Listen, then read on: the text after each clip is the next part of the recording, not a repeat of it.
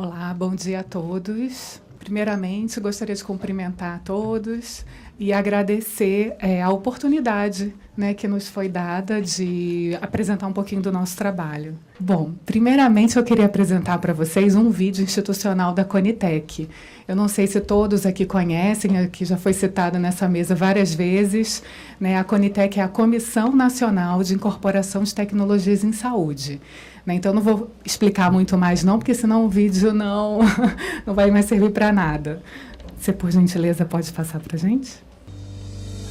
No Brasil, para que um novo medicamento, procedimento, equipamento ou produto seja incorporado ao SUS, é necessário que a Comissão Nacional de Incorporação de Tecnologias no SUS, Conitec, faça uma avaliação para saber se tecnologia é tão boa ou melhor do que as já utilizadas atualmente.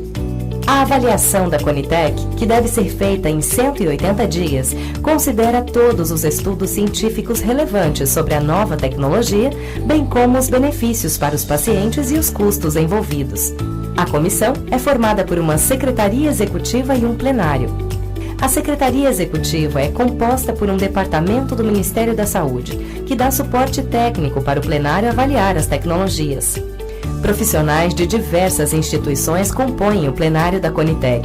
São elas: Secretarias do Ministério da Saúde, Agência Nacional de Vigilância Sanitária, Agência Nacional de Saúde Suplementar, Conselho Nacional de Saúde, Conselho Nacional de Secretários da Saúde, Conselho Nacional de Secretarias Municipais de Saúde, Conselho Federal de Medicina.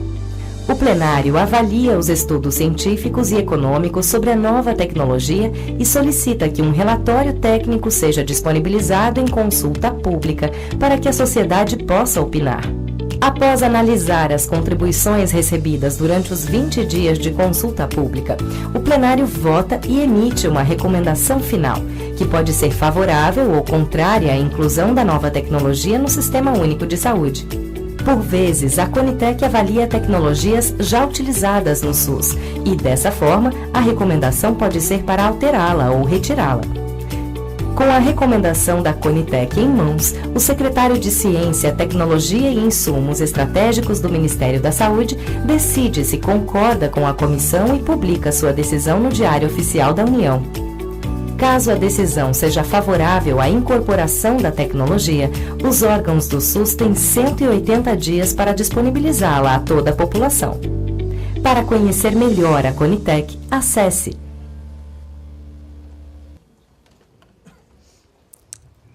Obrigada. Esse videozinho acho que explica um pouquinho do que é a Conitec, né, e de como ela funciona. Na verdade, são vários agentes envolvidos numa decisão de incorporação ou não de uma tecnologia no SUS. Seja essa tecnologia para uma doença rara ou não, né? O trâmite é o mesmo. Agora, é lógico, as peculiaridades de cada doença, de cada tecnologia, elas são avaliadas com cuidado e rigor científico, né, por todo esse grupo que compõe a Conitec. Então,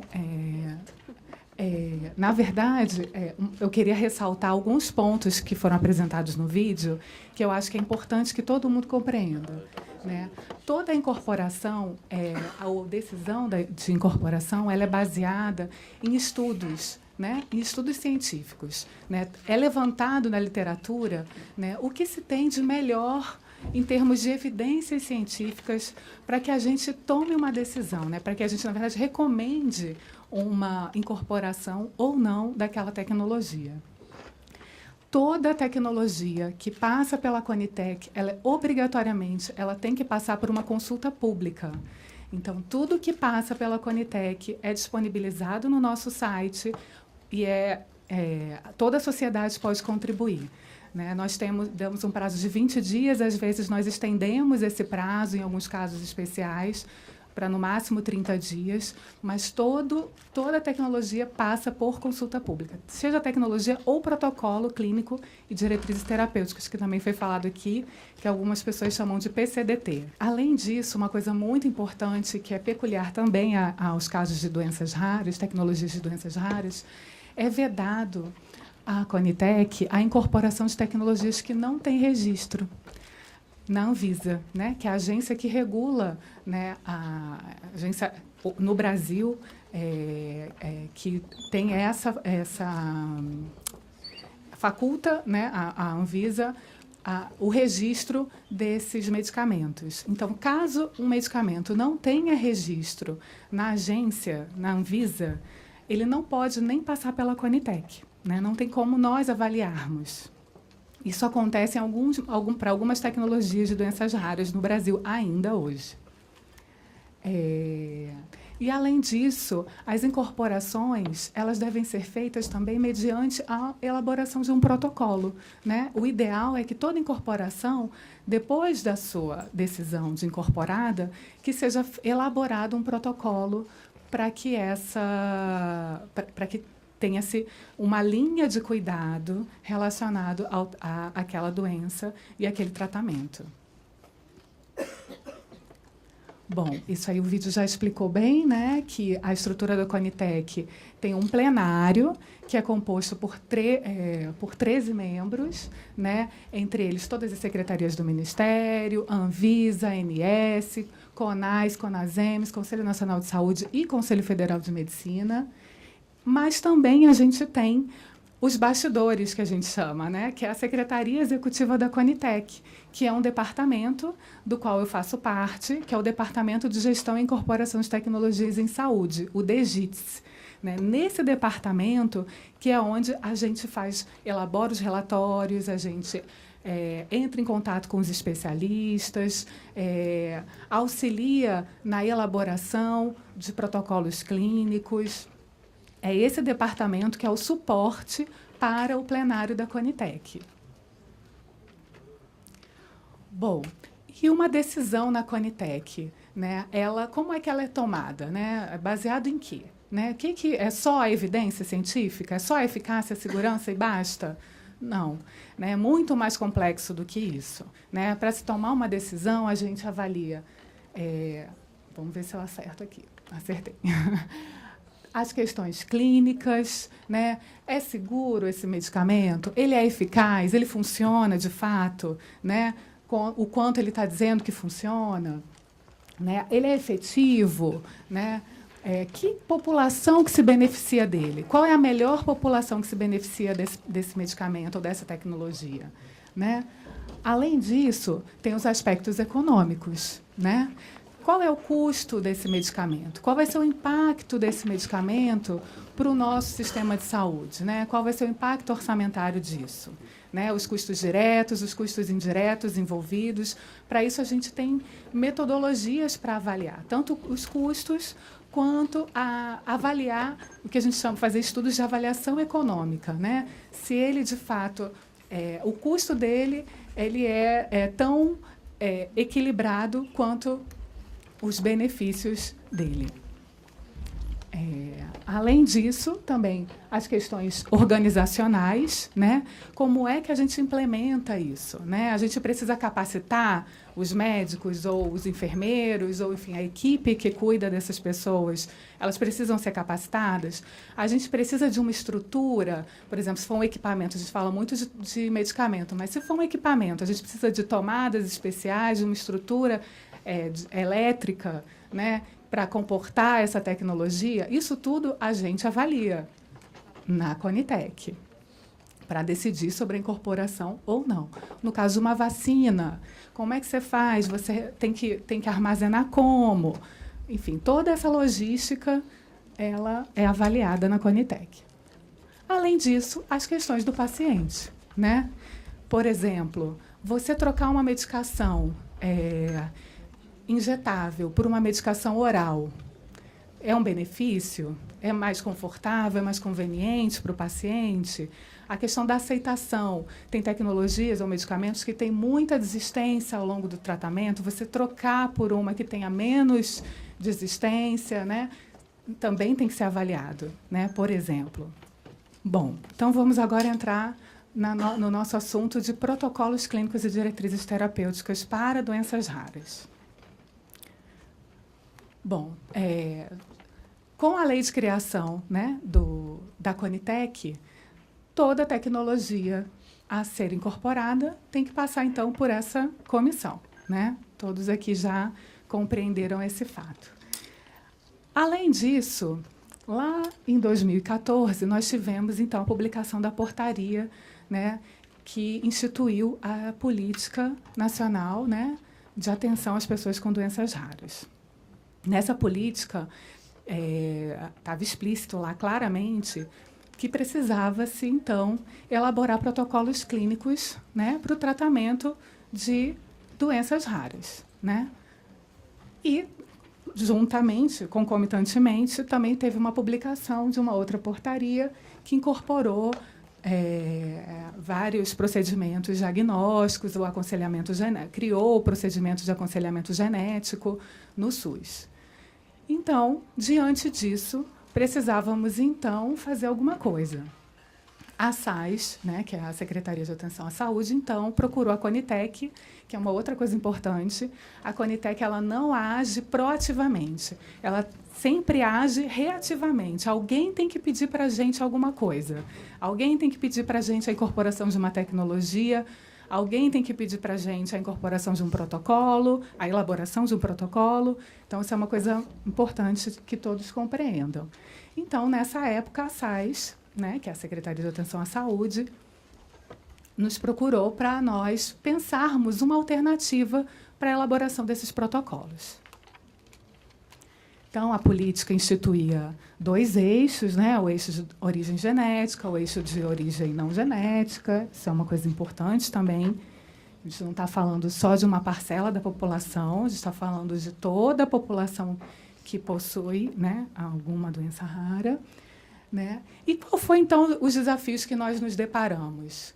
Nos deparamos com um cenário de 8.000 doenças, né? Aproximadamente, mais ou menos, enfim, não se sabe, mas um cenário de muitas doenças. Né? Precisávamos, de alguma forma, contemplar todos os eixos, né? O eixo genético e o não genético, de forma proporcional, para que as pessoas não houvesse inequidade, né? Mantendo a equidade. Ouvir a opinião dos especialistas, porque até então não éramos especialistas no assunto.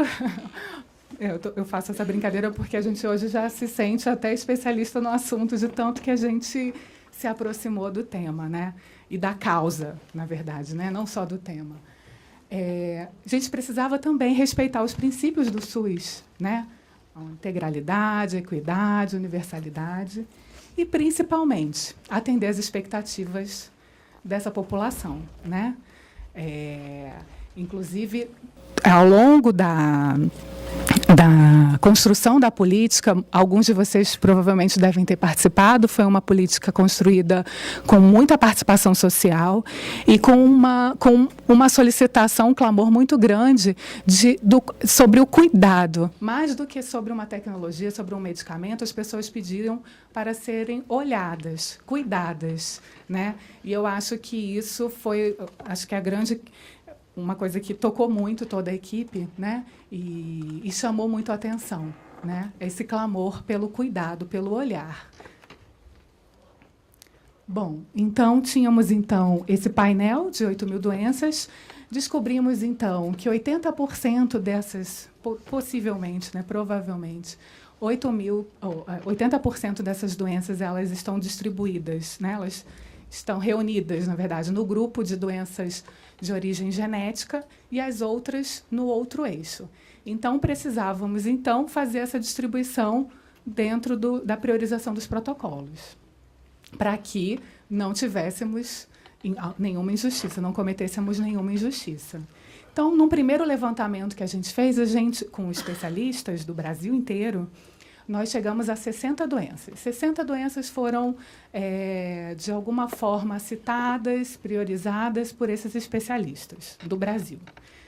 E aí, então, nós fizemos uma divisão, mais ou menos assim. 48 ficariam no grupo do eixo genético e 12 do não genético, né? Mais ou menos assim, distribuindo nessas 60 doenças que nós fizemos esse primeiro levantamento. Bom, depois disso, vamos, então, priorizar, né, criar um ranking do que é mais, entre aspas, prioritário agora, num primeiro momento, porque não tínhamos como fazer todas de uma vez só, né? Então, fizemos um levantamento bibliográfico, nós definimos critérios, né? Hoje se fala numa metodologia para a questão de doenças raras que se chama análise multicritério, né? Você levanta vários critérios, né? Entre eles critérios clínicos, mas também não clínicos, outros critérios institucionais e da perspectiva do paciente, da perspectiva do serviço de saúde, enfim, vários critérios, por isso se chama multicritério. A gente faz todo esse levantamento e aí a gente, então, consegue, de alguma forma, priorizar aquela tecnologia. Ou, na verdade, no nosso caso, a gente não estava priorizando tecnologia, a gente estava priorizando, na verdade, o cuidado à doença, né? Mais do que a tecnologia. Depois disso, fizemos um painel de especialistas, né? Convidamos vários especialistas do Brasil inteiro, né? Isso foi em maio de 2014, para, então, fazer a priorização. Essa priorização, né, o que foi definido nessa priorização, nós levamos para o plenário da Conitec, que aprovou integralmente exatamente como estava definido pelos especialistas. Não teve nenhuma alteração, né? Ou seja, não teve nenhuma influência de alguma ordem, seja política ou institucional, né, nessa priorização. Levamos isso à consulta pública e esse foi nosso... Espera aí, eu vou já para a consulta pública, porque esse foi o nosso primeiro recorde de contribuições na Conitec, né? Pela primeira vez, nós tivemos na consulta pública esse número de 760 contribuições, né? Nunca tínhamos tido tantas contribuições de toda a ordem, né? De paciente, empresas, mas, assim, esse em especial, dessas 760 contribuições, 91% foram de pacientes, né? Pacientes ou associação de pacientes, ou amigos, familiares, né? Isso também foi um perfil diferenciado de participação em consulta pública. Eu gosto sempre de chamar a atenção para isso. Bom, vou voltar aqui só um pouquinho, porque eu fui falar da consulta pública. Então, nós chegamos aos 47 PCDTs, né, que já foi falado aqui por algumas pessoas, né? 30 do eixo de origem genética e 17 dos de origem não genética. As contribuições, que, na verdade, uma coisa também importante que nas contribuições, desculpa, gente. O conteúdo das contribuições, a maioria foi de solicitação de inclusão da sua doença ou de alguma tecnologia num protocolo clínico, né, do Ministério da Saúde, mas a segunda demanda, né, foi de melhorias, né, melhorias na rede, melhorias do cuidado. E eu acho que isso também é importante ressaltar, né? Que eu acho que isso deve estar sempre reforçado na política, né? Na revisão, ou nas elaborações de protocolos clínicos, né? Que não é só o fornecimento de tecnologia pura e simplesmente, né? Bom, e chegamos, então, a uma listagem inicial de 12 protocolos para serem elaborados, primeiramente, na primeira rodada que a gente chamou, primeira rodada de protocolos, de elaboração de protocolos. Enfim, o que foi feito, então, diante disso? Nós selecionamos os grupos elaboradores, nós entramos em contato com vários especialistas, perguntando, né, meu tempo. Falta pouco, gente, tá? Só um pouquinho. Perguntando, né, da disponibilidade desses especialistas em participarem desses protocolos, né, da elaboração desses protocolos, Nós avaliamos também, pedimos para eles que encaminhassem para a gente uma fichinha de conflitos de interesse, né, porque é importante a gente saber os interesses que esses especialistas têm, né, se algum conflito com a indústria, enfim. O currículo, pedimos o currículo também para analisarmos, mas, enfim, no final das contas, todo mundo que se prontificou, a gente convidou para participar. Não teve nenhum problema, nenhum impedimento. Ainda em abril de 2015, nós fizemos, então, uma oficina de alinhamento metodológico com esses especialistas. Nós convidamos eles para Brasília, para que eles fossem apresentados à metodologia de elaboração de um protocolo clínico, né, do Ministério da Saúde.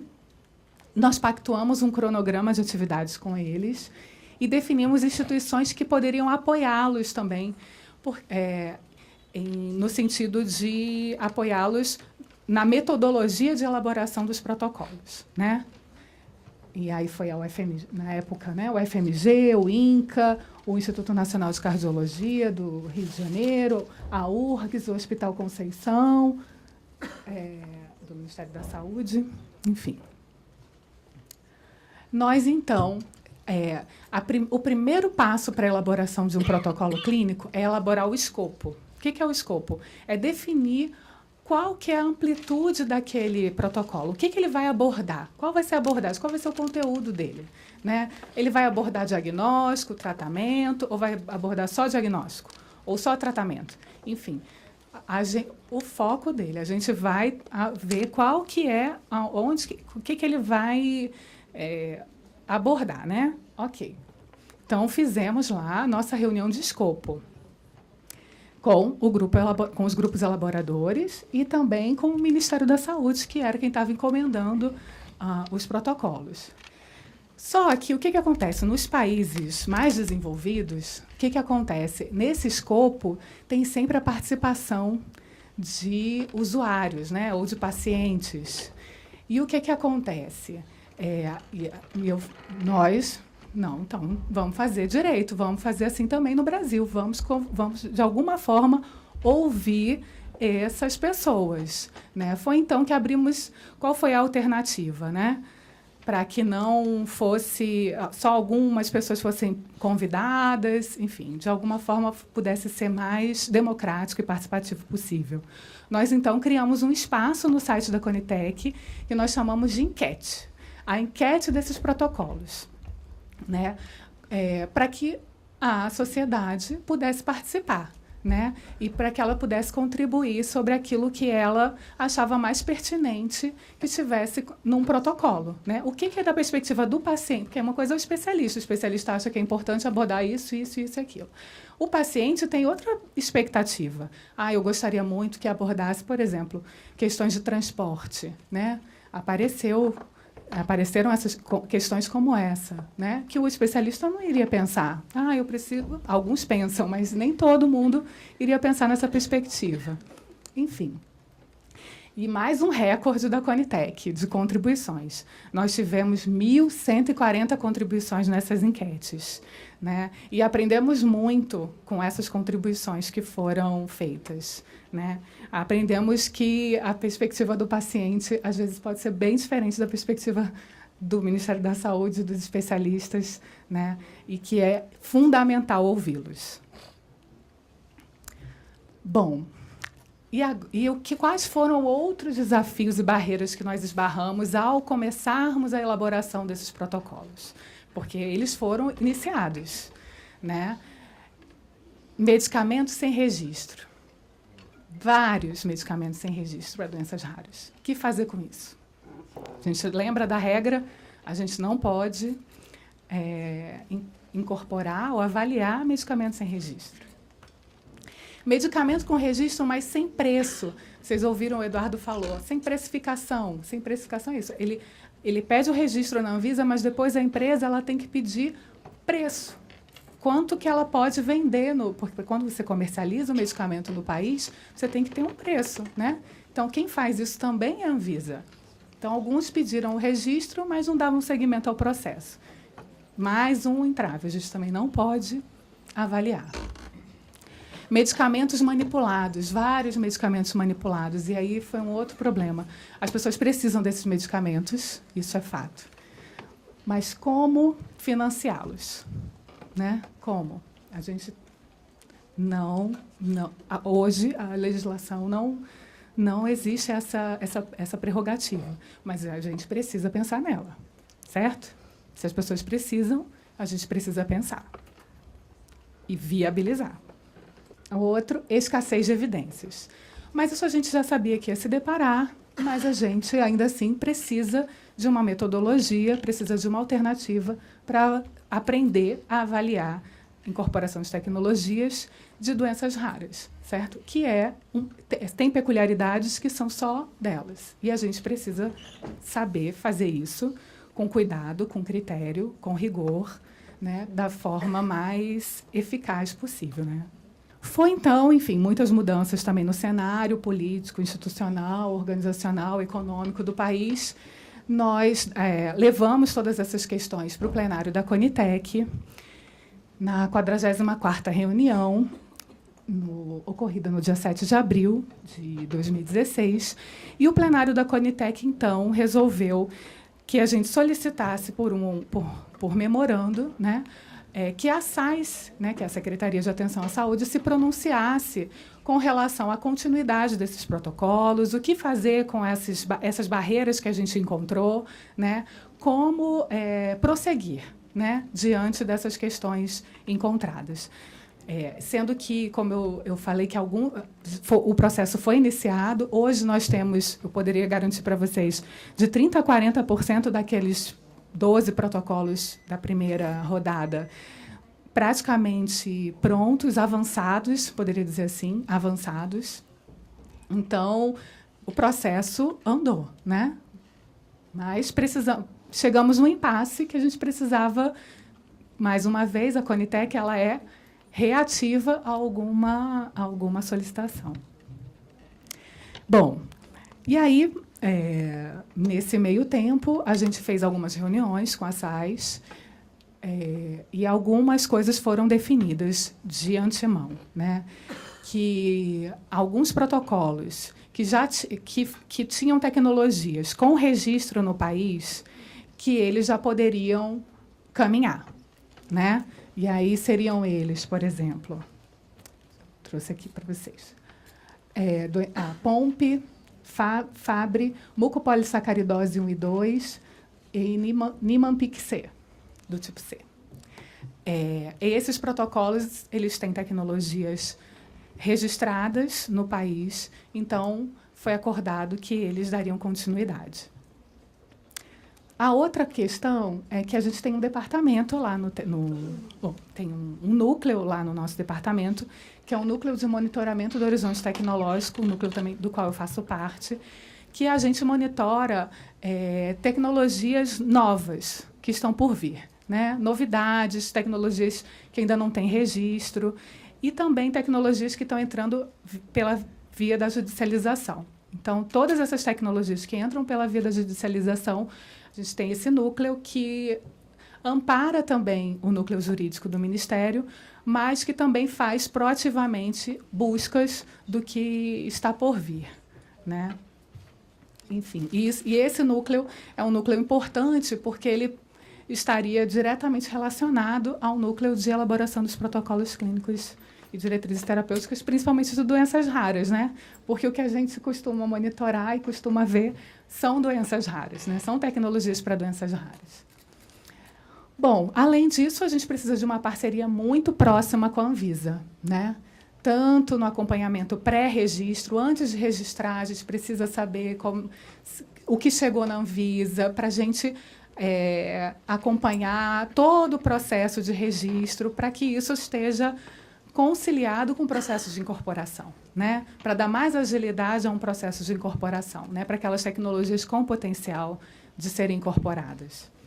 E, além disso, também os estudos pós-registro, né? É fundamental depois a gente analisar, avaliar, né, se são eficientes, se realmente os efeitos colaterais, o que está acontecendo, né, na vida real, né? Bom, E agora, então, eu vou fazer uma propaganda rápida da Conitec, só o site da Conitec. Visitem o nosso site, por favor, entrem, deem opinião do que poderia ser alterado, mudado no nosso site, o que poderia conter e que não contempla, né, o nosso site de informação. Nós temos agora uma partezinha no nosso site chamada Participação Social, que você entra e você tem várias informações para a sociedade, como os nossos relatórios para a sociedade. Todo relatório que passa pela Conitec, a gente faz um relatóriozinho para a sociedade de uma forma mais fácil, né? A leitura, mais rápida, mais dinâmica. Todas as chamadas de consulta pública estão lá, então, para vocês ficarem atualizados do que está passando em consulta pública e que podem participar, está disponível nessa página. A gente tem um Twitter, então também vocês agora... Esse evento está tweetado no nosso Twitter, né? Está todo mundo sabendo que a gente está aqui agora, participando desse evento, por exemplo. Então, vocês podem saber da agenda e dos eventos que a Conitec está fazendo online, né? E nós temos um aplicativo que pode ser baixado em aplicativo Android ou iPhone, enfim, Apple, né? E nesse aplicativo nós também temos disponível notícias, as propostas que estão sendo submetidas à Conitec, tecnologias que foram demandadas, que estão sendo avaliadas, as consultas públicas estão no aplicativo e a informação também de que tem consulta pública aberta vocês podem ter pelo aplicativo, as recomendações, os protocolos clínicos que foram publicados, eles estão todos aqui. Enfim, tem várias informações interessantes que vocês podem acessar no nosso aplicativo. E toda da segunda semana do mês, toda segunda-feira, nós temos a nossa videoconferência, que é a Conitec em Evidência, né? Que a gente traz algum assunto relevante para a sociedade, né? Para quem está envolvido nesse ambiente de avaliação de tecnologias em saúde, e aí a gente convida alguém para apresentar sobre um determinado assunto. Eu já adianto aqui, convido vocês a participarem nessa segunda-feira agora, próxima. Eu vou estar falando de monitoramento do horizonte tecnológico. Quem tiver interesse, quiser nos ouvir, a partir das 15 horas, você entra no site da Conitec, está lá online, vocês podem ouvir. Quem não puder participar ao vivo, porque também pode fazer pergunta, a gente deixa gravado no YouTube, enfim, em algum lugar aí tá gravado e está disponível no nosso site também, tá bom? Muito obrigada.